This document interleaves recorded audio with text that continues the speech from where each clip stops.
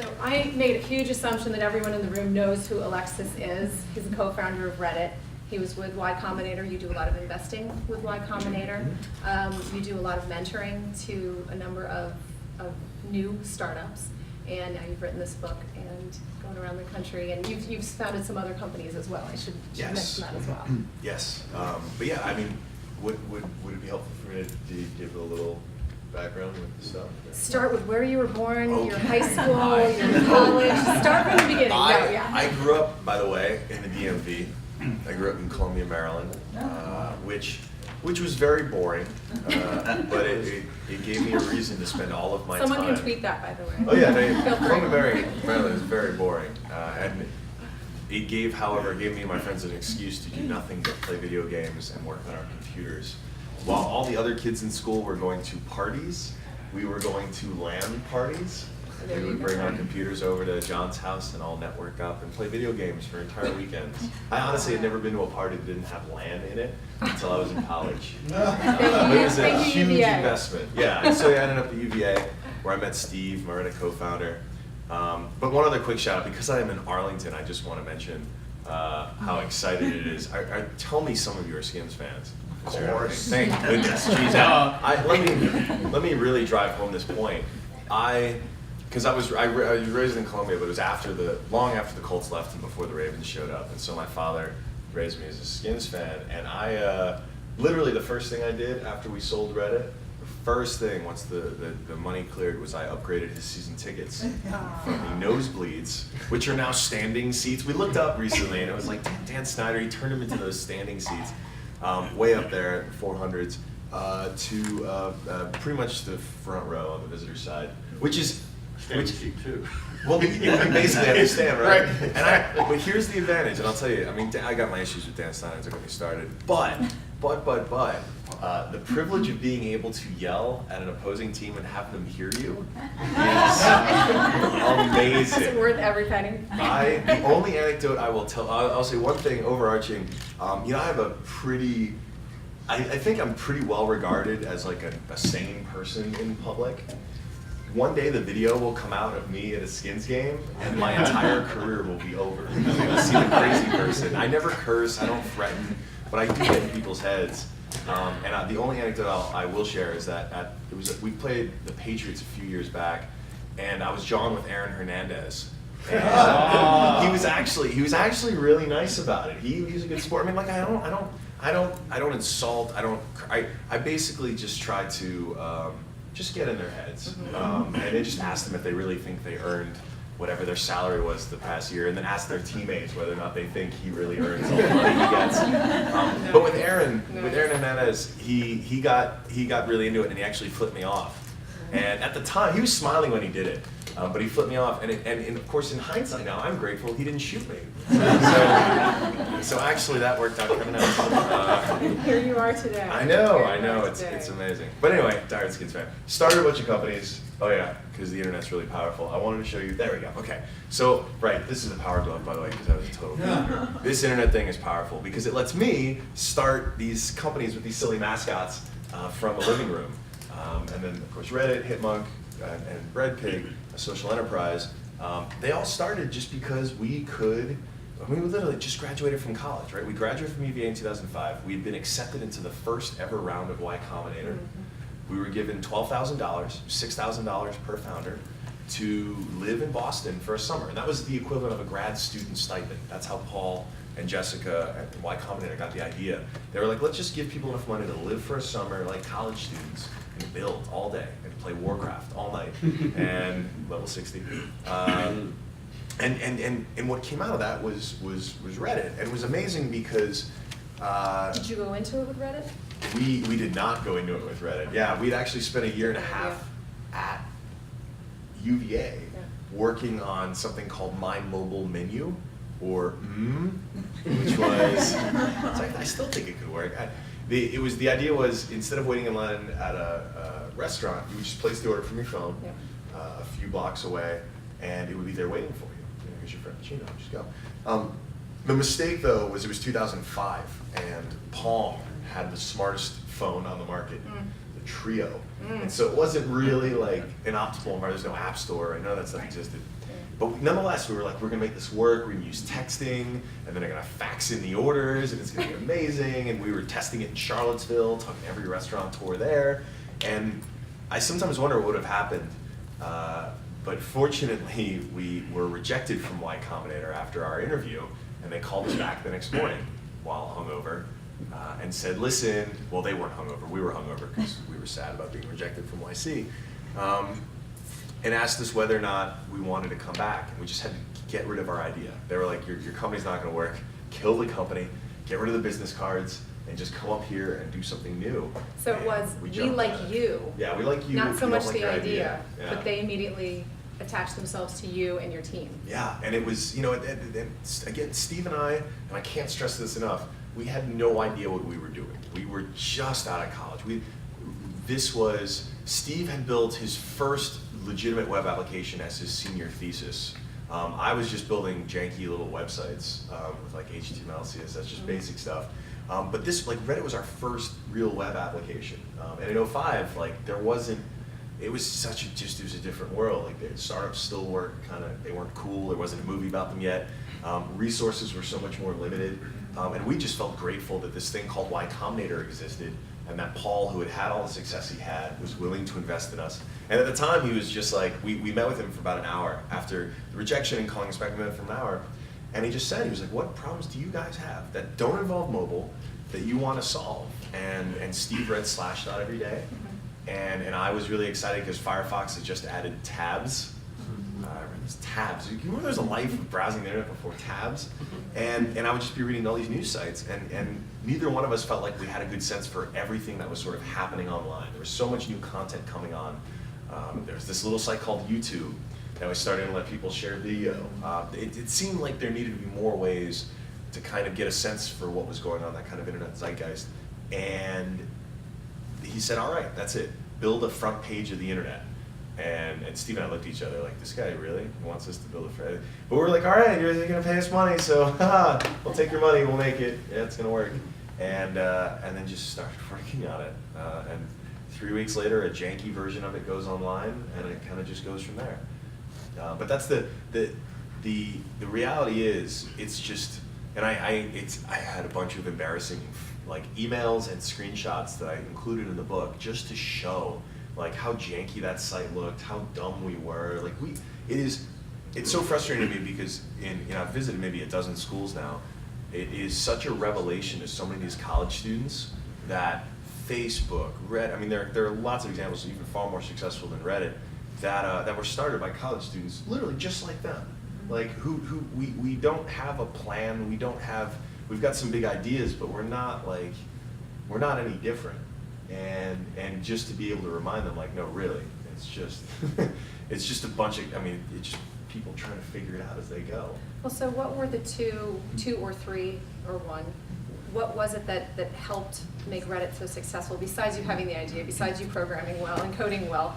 But was it the mentorship? Was it mentorship and access to capital? Was it continued mentorship as you grew? Kind of what, for the entrepreneurs in the room who are newer to entrepreneurship and maybe in their first year or two of business? It was definitely not access to capital, because in Boston in 2005, no one was investing in early stage tech companies. The Y Combinator's demo day today is probably the most sought after demo day in the world. And in 05, it was 12 of Paul's rich friends. Like, he just tricked them into coming. He was like, there'll be free food. And we pitched some, I guess that convinced a bunch of rich people to come. I don't know. However he did it, he convinced them to come. And Reddit raised $82,000. That's it, period. Like, we were thrilled because we were like, we can live for another year and a half because we weren't paying ourselves salaries. We didn't think we were gonna hire people. Like, we were dumb. Like that was one of the best lessons what's nice is you see the benefit of experience with Hitmonk 5 years later, where we build a business from the start that has revenue. We also build a business and invest or raise money sort of intelligently to grow it. But these are lessons learned. The thing that YC helped me most with, the thing that helped us most early on, I think was a lot of it was timing.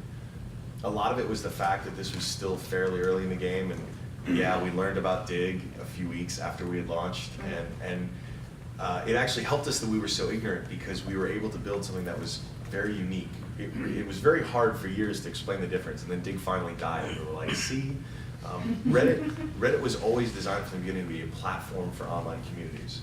So, you know, the Redskins subreddit, the Washington DC subreddit, the NFL subreddit, all three of those are three distinct communities sharing links about random stuff, discussions about random stuff. And sites like Dig and all those clones really just wanted to be a one-stop shop where all that news bubbled up. And we got that right. We got that decision right. That was a fight that Steve and I had very early on, and I'm happy Steve won, because that was the sort of fundamental product difference. And then just obsessing relentlessly on user experience, on responding to every feedback email. We didn't have, there was no Twitter back then, right? So it was like, when a Google News alert would pop up, that was like, Joe's blogger blog is writing about Reddit. Like we'd go chime in and thank them for writing it. Like it was really not very glamorous stuff, but getting users back then was so much harder than it is today, just because it's so much easier to see discussions that are naturally happening online about your brand, about the thing you're working on. So it was, I mean, the mentorship helped, luck helped, just getting it right with the product helped, the mascot helped, all those things. Gotta get the mascot. I love mascots. I just can't help myself. I'm not doing it anymore though. After 3, this is it. I'm not drawing anymore. Okay, you can tweet that too. Yeah, exclusive. Exactly. Alexis is done with mascots. No more. So you sell Reddit after what, just a few years? 16 months. Yeah. So not even 2 years. Yeah. So you sell it. It's crazy. And you are someone a year and a half out of college at that point. With a lot of money. Season tickets for the Redskins. Season tickets, exactly. And I should say a lot of personal wealth in order to do something different. What did you do next? You did something, you spent a little bit of time. I went to the motherland. Yeah, I went to Armenia. Yeah. So I was at Reddit. So Steve and I did not just check out. I think one of the best things, Condé Nast doesn't get a lot of love for this, and there are not a lot of tech. Think of all the acquisitions you see on TechCrunch for the last 8 years, and think of the ones that actually worked out well. And like YouTube and Google is probably the biggest success, but Reddit and Condé Nast is probably up there, and it was just through neglect basically, because they knew what they didn't know, and they were just like Neglect on their part. Yes, yes. Well, Steve and I still showed up. I mean, that was the amazing thing. Like we stayed for another 3 years because it actually wasn't horrible, and that's my advice to any acquirer today. Is just like don't. And it looks like, you know, for instance, Yahoo and Tumblr. I think Marissa understands this. We'll see where it goes, but it's funny, you know, acquisitions are such it's evidence, right? It's that or IPO. That is acquisition is the liquidity that most founders look forward to, and yet they mostly fail so miserably. Like it's amazing that it still works as well as it does, because most of the time the product gets shelved. Maybe in the best case scenario, the team gets absorbed and you've got some good employees, but like that whole thing's fascinating. But what was so important for us was just making sure that we did right and hopefully created enough, like with the people we hired and all that stuff, that it was going to be fine when we left. And the reason I ultimately left, as you were alluding, was because Kiva, Kiva.org, microfinance nonprofit, had just opened an office in Armenia. And I was really excited. They had a weird donation from an anonymous person who helped them open the Armenia office. And then I was like, hey guys, I really want to be your first volunteer there. The Kiva Fellows program is fascinating. It's only 3 months. It's basically like Peace Corps without, is it 2 years? Peace Corps 2 years. Yeah, no, I much love the people who can take 2 years off to do Peace Corps. I cannot. But 3 months, totally. 3 months, up to you. Totally, I could do that. And it was great. So I lived in Yerevan for 3 months and like really disconnected from the tech industry, and just hung out with a bunch of entrepreneurs, you know, running food stands and making, bootleg liquor and all kinds of fun stuff. And it was a great experience for me because it also showed, it really hit home the kind of good life lottery fortune one gets. Because I mean, I'm sure I have. My grandparents, their family had to flee because of the genocide, but I imagine I would have had or would have or possibly have a genetic cousin there who would probably have all the same entrepreneurial hustle, ambition, all that stuff. but just be in Armenia, where corruption, just general tech interface. There's a country to work in progress, and so to realize what an advantage it was to be born in Brooklyn, and raised in Columbia, it hit it home for me, and it's something that I also saw firsthand though the difference a little bit of capital made. Because it's funny, like I talk to founders now who are like, yeah, we're trying to close our $1.5 million round. And it's like, good. And like, that was me as an angel investor in the Bay. And then months later, I was in Armenia and I'm talking to someone who's like, so I've almost got enough for my $1,000 loan. It's gonna be amazing. I've got all these plans. I'm gonna be able to finally fix the roof. I'm gonna be able to keep more inventory now. And it's all perspective. But access to capital made such a difference. It's not obviously not the only thing that's going to matter, but it made such a difference in the lives of all those entrepreneurs, and still does. Kiva's an amazing nonprofit, BT-Dub. They're doing microfinance in the United States. We work with them actually. Great. Throughout Palacios on our team works with them. It's also kind of a mind job because, like in Armenia, right, access to credit is. There are no credit cards. You're really limited unless you're connected or basically wealthy.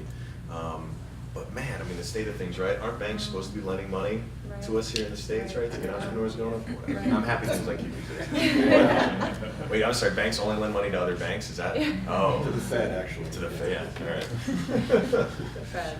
So you spend some time overseas, you do some mentoring, you're doing some angel investing, you're starting some other companies. Yes. You got pulled in a little bit, proactively, politically. You got pulled into some conversation. Yeah, exactly. Oh, yeah. Tell some folks in the room may have already yourselves been involved with it, and if not, I think this is a really interesting story to kind of talk about how you got involved, and then we'll talk about your book. But I think this is important for Let's talk about the book. The cool thing is this internet thing, man. We all like it. It's changed a lot of our lives. It certainly changed mine. And then one day, the entertainment industry, actually it was for multiple decades, the entertainment industry lobbied in Washington, and last, 2 years ago, they were able to get a couple bills written called SOPA and PIPA. And friends of mine who were kind of like the minute men and minute women of this have been dealing with it for the last year. And I got roped into it because I got an email one day from a friend of mine, Christina, and she was like, my friends at Fight for the Future are really concerned about these bills, and they actually think everyone's saying in DC they're gonna pass. Yeah, they were on their way. Bipartisan support. They were calling the bills inevitable. Everyone in DC was saying, yeah, it's a done deal. Like, get over it. Like, this is the one thing we're gonna get the left and the right to agree on, and everyone's gonna be happy. Yay, piracy, it's solved. And I read over. It was crazy because I'm reading over the bill, and I'm just like, no, because I have not spent a lot of time with any of these legal texts. And I'm reading it over, and I'm like rereading it because it just seems like it was written by like a misguided 14-year-old when it came to like discussing the technology. And then everyone kept telling me, no, really, it's happening. And a week later, I find myself in DC with a group of other entrepreneurs talking to senators and representatives and their staffs, and I borrowed a tie from my dad, and like I was ready. You had to dress the part, huh? I had to. Well, and there's all this psychology. The whole it was my first trip to DC, right? Like I've been to DC, but like to DC government, and but it was an amazing day because in one day we had there was a Senator Moran, and Representative Chaffetz were two folks who by the end of the day had done something demonstrable. Moran put a hold on the Senate bill PIPA, or signed some like sternly worded letter that was like, no way, it's not happening, time out.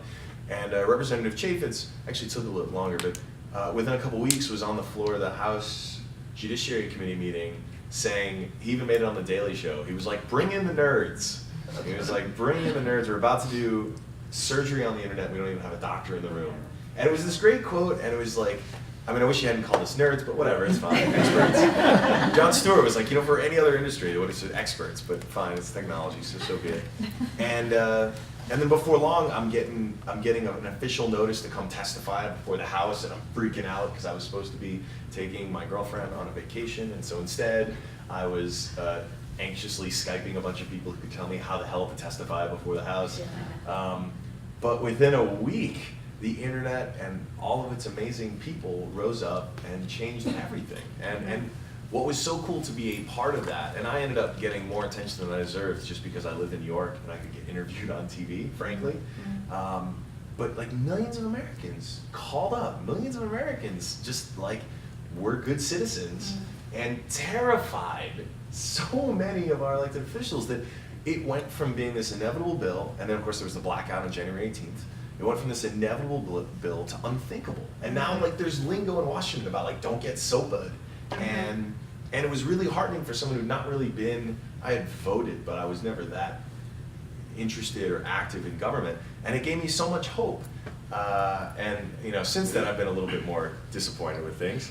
I really like the Fourth Amendment. I wish it applied to my internet rights, but I think it was a time when we got to flex our muscle as the citizenry and actually show what this platform can do. And I hope we can keep using it to save itself, because it's going to continue to be under threat. But I don't know. It was probably a little diluting too, because I thought, oh great, this is how government works. Like a bunch of people actually can affect change in the face of $94 million in lobbying. Like we can win, we can get the money out of Washington.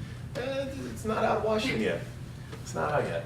But I'm still hopeful. Yeah, well, you made a big difference, and you helped. I mean, everyone who worked on that helped to make a huge difference. Huge difference. So let's talk a little bit about your book, Without Their Permission. Tell us about the title.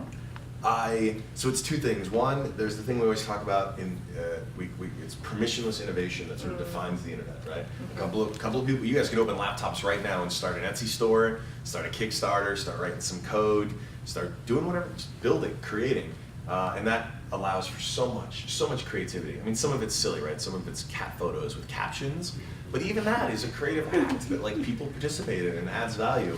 And then there's also this great quote from Grace Hopper, which everyone knows, right? It's better to ask forgiveness than to ask for permission. I'm butchering it, but you know the quote. And she was an OG of like badassery, and it was like those sentiments are things that are pretty well tied into tech culture in terms of startups and entrepreneurship, but I've seen in the last, just the last 5 years, have started applying and rippling out to so many other industries.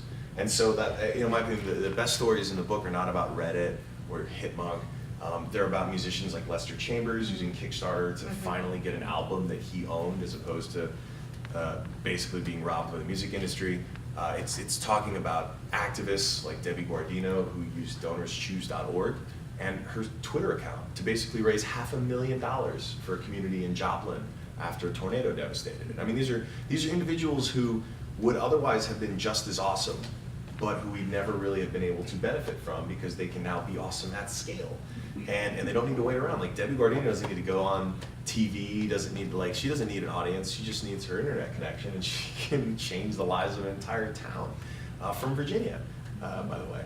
And it's like, that's the message I really want to spread, and I actually started writing the book in earnest during SOPA PIPA, because I was so shocked that it was still up for debate, like that it was still up for discussion, that this internet thing was important.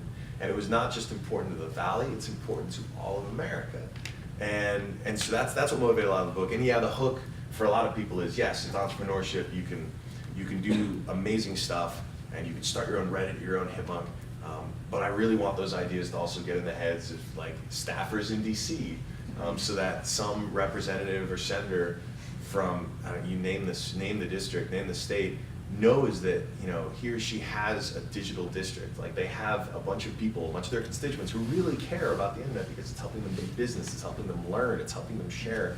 And it's been fun, because last year we did a bus tour from Denver, Colorado to Danville, Kentucky, promoting the Silicon Prairie, showing that the internet economy is not just on the coast.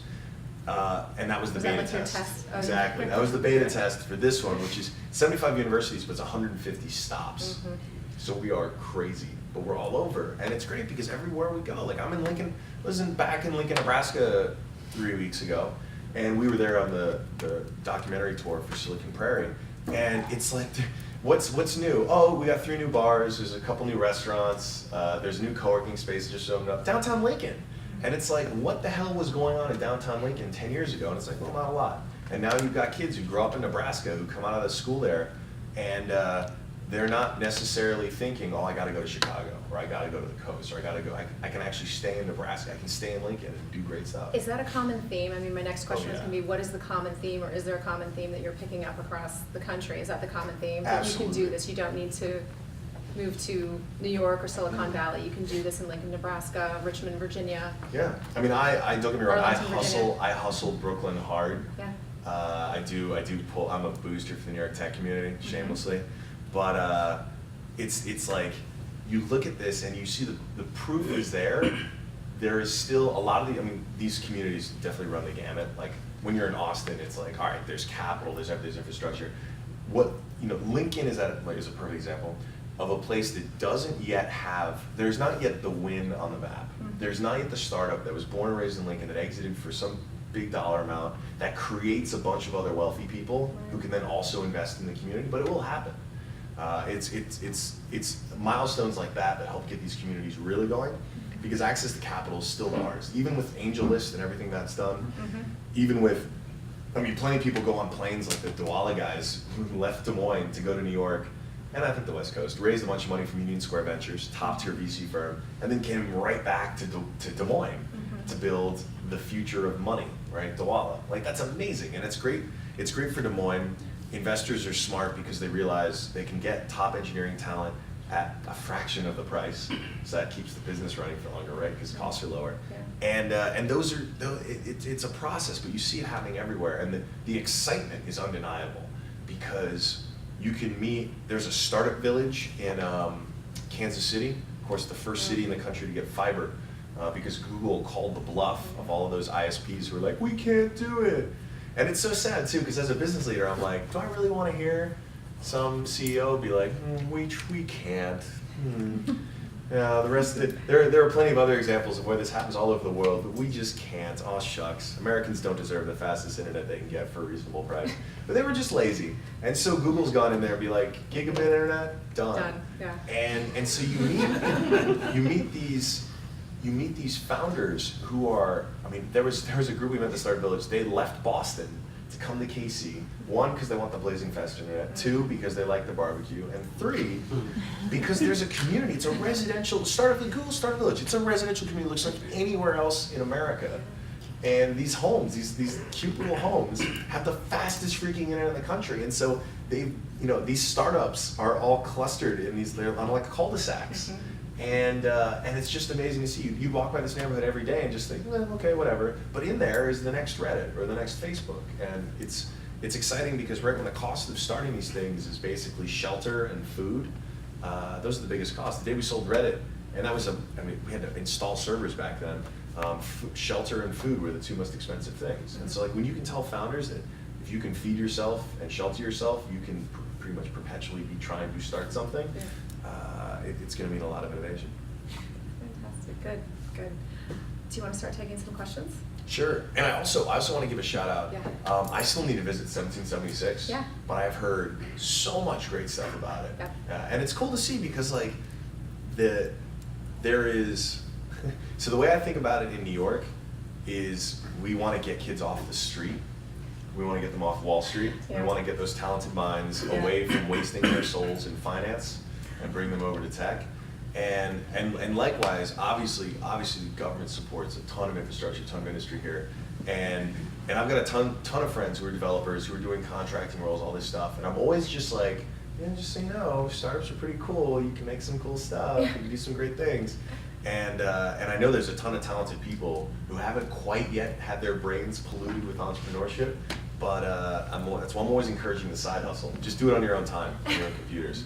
But it's exciting to see. Yeah, the DC tech community, so DC, Virginia, and Maryland, there's a lot of activity in that community and a lot of excitement around the entrepreneurship, and we've got folks in the room today, and then you'll be at GW tonight, Maryland. College Park tomorrow. Yeah, and then you'll be the rest of Virginia. Yeah, down to UVA and William & Mary Friday and Saturday. And then loop back into Blacksburg to go to Virginia Yes, Tech. Yeah. that's gonna hurt. I went to UVA, so. So we'll see how they welcome you in Blacksburg. They were nice the last time. They also have more to brag about now because did you see this, they took an old frat house, like a multi-million-dollar frat house, and have converted it into a hacker house. Yeah.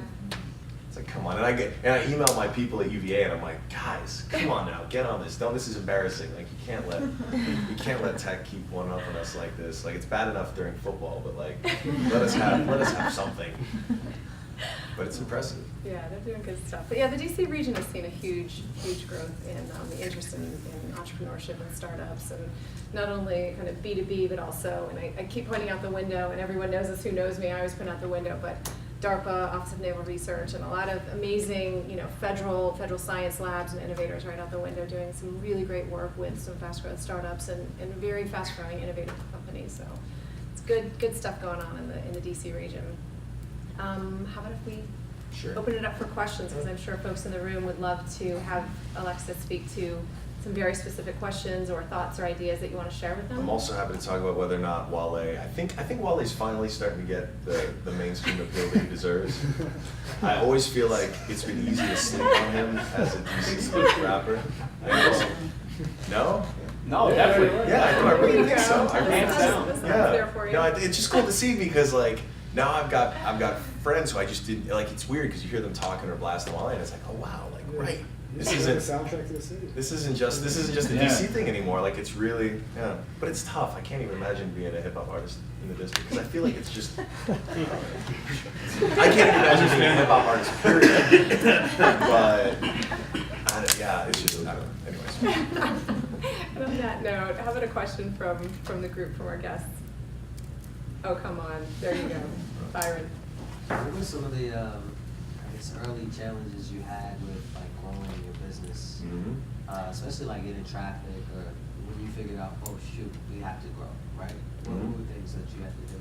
So one of my favorite slogans or basically it's a mantra within Y Combinator is for 3 months that everyone is there. We tell founders do 2 things: write code, get users. If you're doing anything else, maybe World of Warcraft, but really, write code, get users. The only 2 things you should be doing.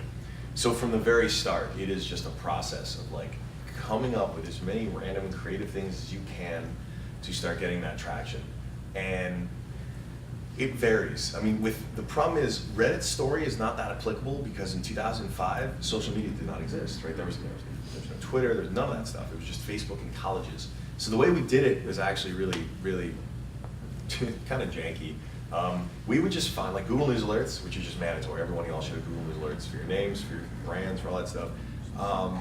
And then anytime someone would write like a blog post, we would just show up and thank them for the feedback. Like it was engagement any way we could get it because no one was writing about us. TechCrunch literally never wrote about us until the day we got acquired.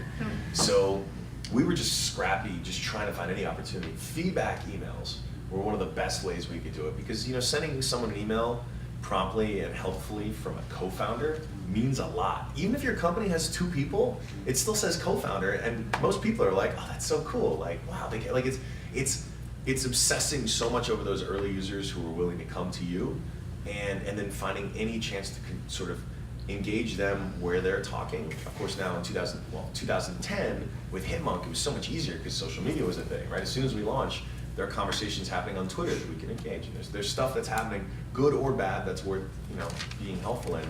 And then there's more in the weed stuff. Like if it's I do a series called Small Empires on The Verge, which is it's like Inside the Actors Studio meets Dirty Jobs for startups. Nice. And I've gotten to talk to a range of different founders, and it's great. It's like founder to founder, we're shooting the shit. My favorites are the B2B ones because I'm obviously a consumer dude. But with B2B, you have to be a little bit more brazen because you really, my favorite was ZocDoc. It's like Open Table for doctors, right? So he basically was like, all right, let me just find a particular segment. He was like, dentists. I'm gonna knock out as many dentists in a particular neighborhood as I can. I don't know if it was the Upper West, Upper East. He just picked out, and he had 1 or 2 dentist friends, and he was like, this is it, we're gonna do this. And he basically starts with faxing, because I guess that's how you reach dentists in New York. I guess 10 years ago, they started just bombarding with faxes. So you were spamming them with faxes. He was like, well, we try to make, we'd have jokes. We try to make it not like a robot. We tried to humanize it. But then he was like, I would just show up in their offices and be like, hey, I want to sign you up for ZocDoc. And then eventually, he was just so brazen. He hadn't even built the site out yet.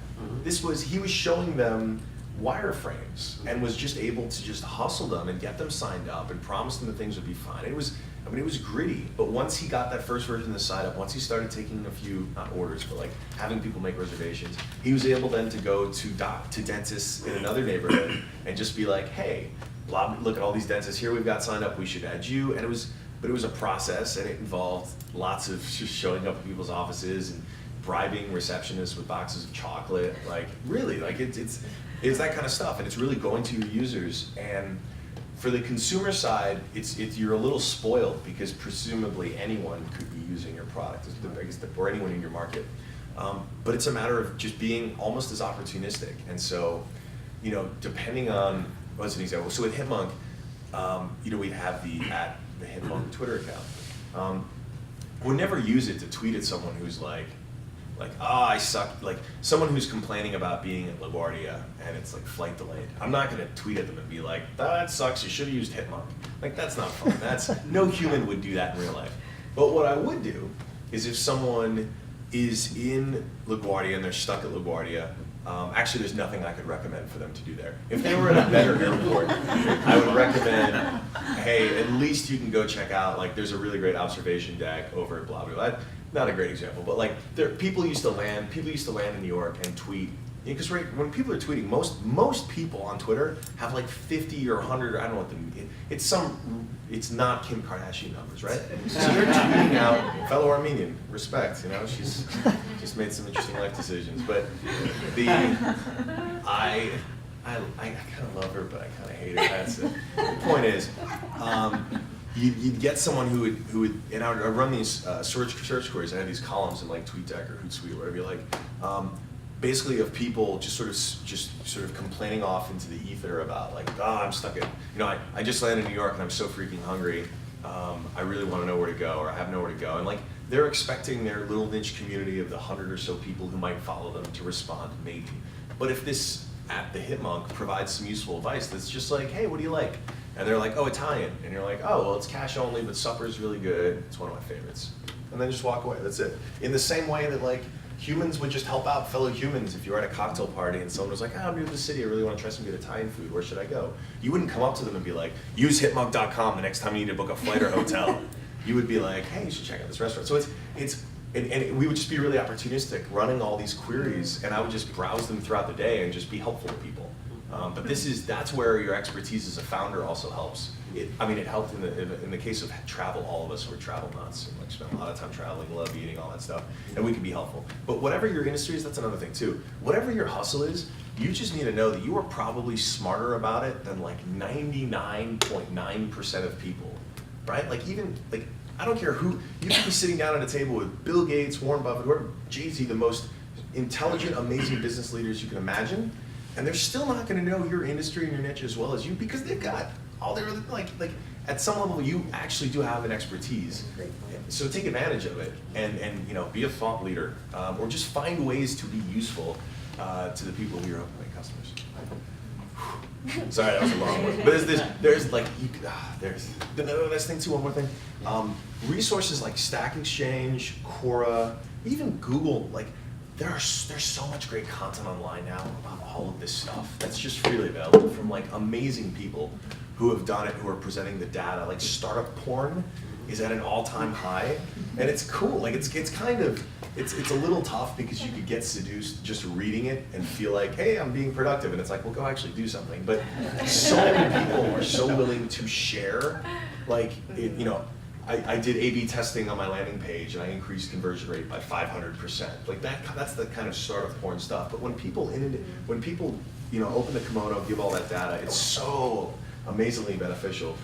Just remember, don't get seduced by it, and actually like, go do stuff too. Just reading about it is not actually doing it. Jason, you have a question? My name is Jason Forsch, I'm the founder of Emo. We're doing a grass-powered robot mower. Whoa! And obviously there's some hardware to it. Wait, grass-powered?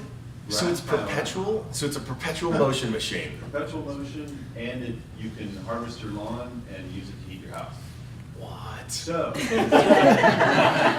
glad you came to Arlington? There Black you go. magic. Are There you you serious? go. Wait, can I ask a random question? Sure. Is there not any way? Well, okay, never mind. I'm sorry. Continue. Okay. So anyway, Sorry.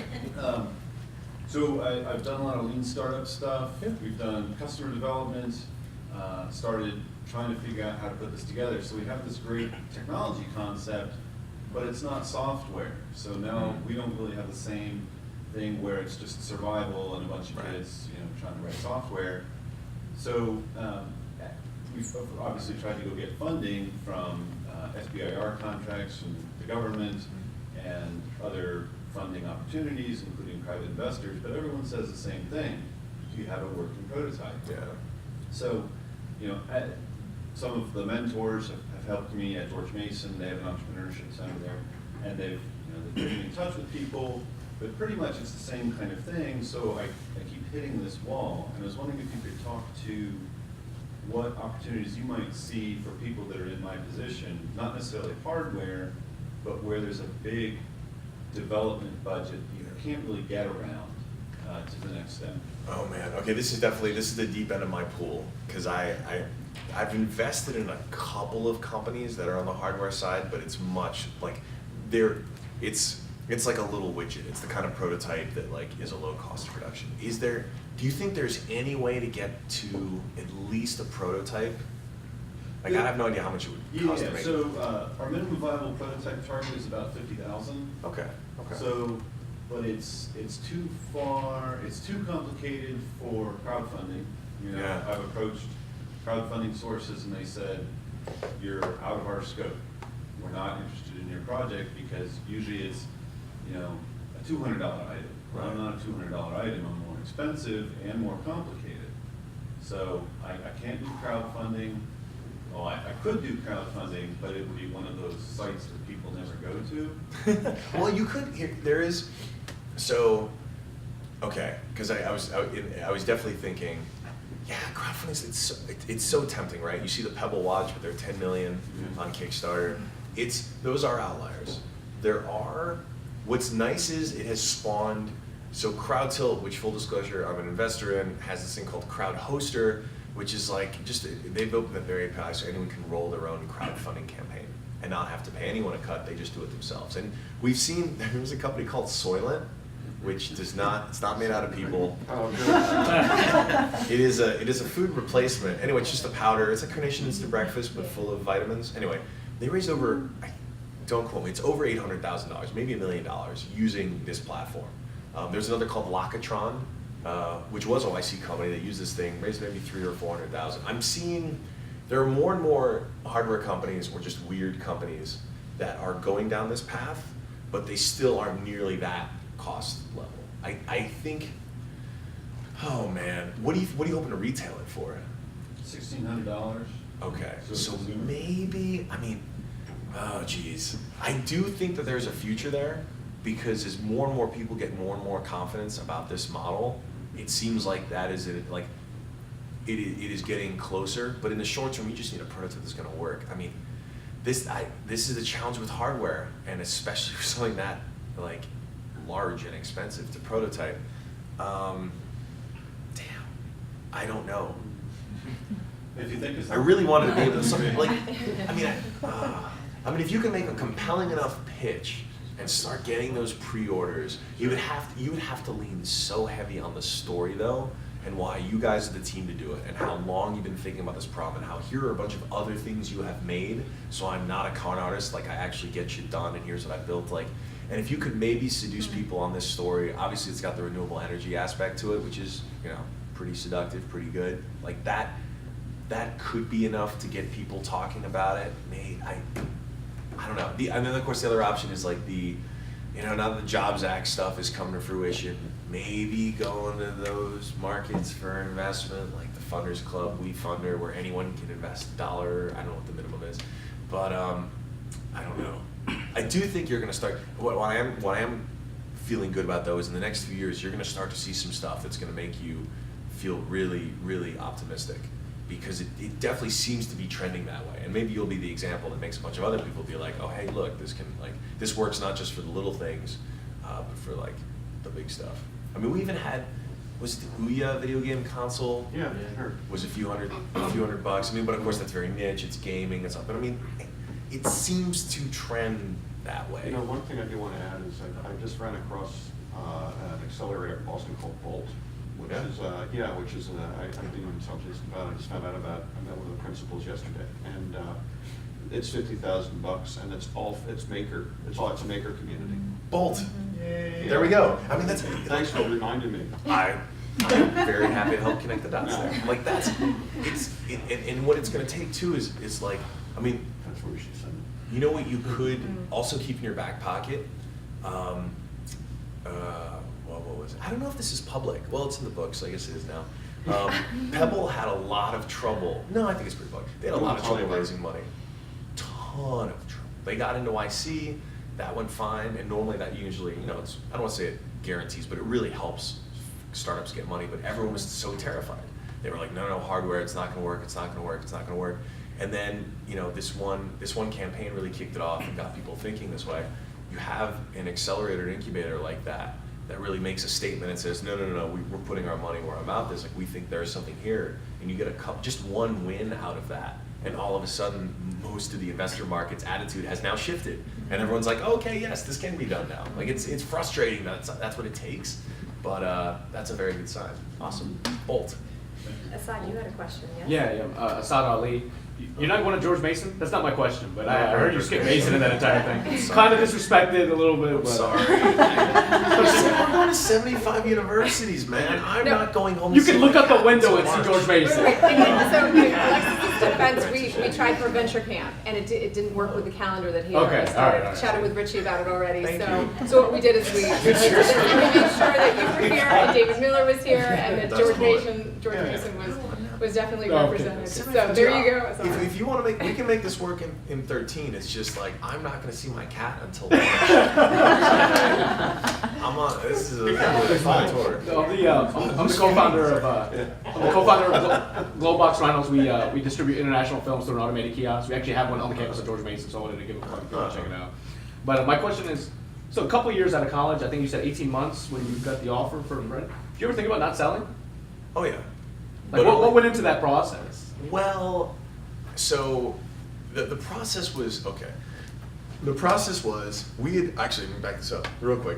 Google had actually made us an acquisition offer like 5 months into Reddit. It was weird. They were like, how would you feel about integrating Reddit with YouTube? And we were kind of floored by it, right? Because like, holy shit, again, we just graduated from college, and now Google is giving us all the M&Ms we want and wants to buy us. It was like an acqui-hire, or a significant signing bonus, but for Steve and I, it was just, this is motivation, we're doing something right, like, let's keep it up. Condé Nast comes along, we do a licensing deal together, I fly out there one night for breakfast the next morning, so wasteful. I flew out to go to this random award thing that Wired was hosting. They were like, come on, have a drink, it'll be fun. Anyway, next morning, having breakfast, we're talking acquisition stuff. When we had that discussion, there were a few big things. One, the understanding that this would be, life-changing money. And we had just left college 16 months earlier. So the biggest thing in my head was, I never, ever want to look back on this decision and be like, oh, you fucked that one up.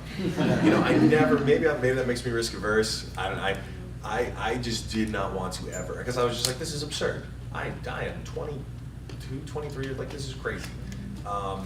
And then there was a bunch of, personally, I had a lot of stuff going on with my mom, just a lot of things that made me really want to have something to show for starting this. And so there was definitely a thought process. We also had, just internal, with a time machine,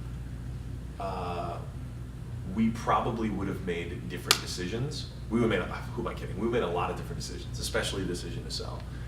But that said, I have no regrets.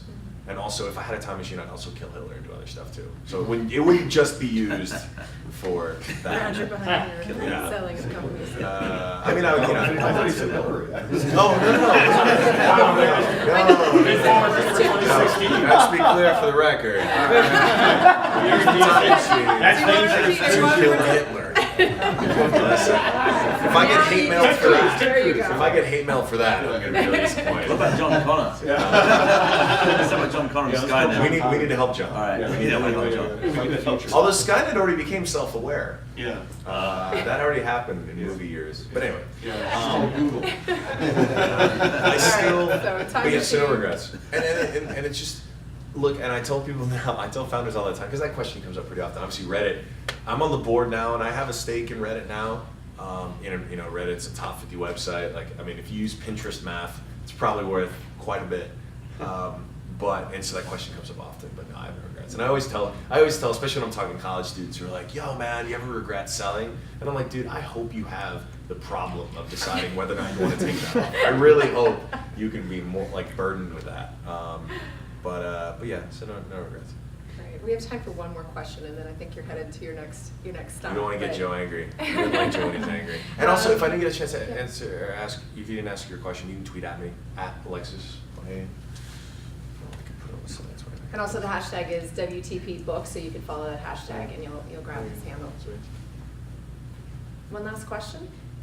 Is that a pedal watch right there? Oh, it is not. This is I was a sore gonna say. subject for Joe. Got So it. Joe ran the community for Pebble. I'm friends with the Pebble guys.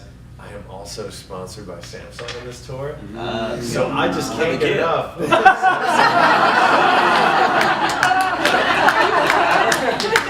That's more time it is. Awesome. Here's what's. I will say this. Definitely done. The amazing thing with the Pebble though, and we've already talked it up enough, but like that was a was it product vertical? Is that what you call it? That like didn't really exist. Like the smartwatch was just like a movie thing. Maybe I'm sure Sony made one a long time ago that no one used, but like they actually created a thing that now Samsung and I presume Apple are building into and acting like that's amazing. Like these are some University of Waterloo graduates. I think there's 5 or 6 of them. These friendly Canadians just working on a thing. I remember I was in the room when they pitched YC, and like we're looking at this watch, and that prototype was a little janky, but like sitting in that room, I never would have guessed that in 2 years they would have shifted the market for these wearable devices, and they did it. And it's like that is the core of this whole permissionless innovation. Like that's so fucking amazing. Like why can't 5 people with a good idea be able to do something with that kind of an impact? And we'll see where it goes. But it's exciting in the short term. Well, thank you. Thank you Thank so you. much.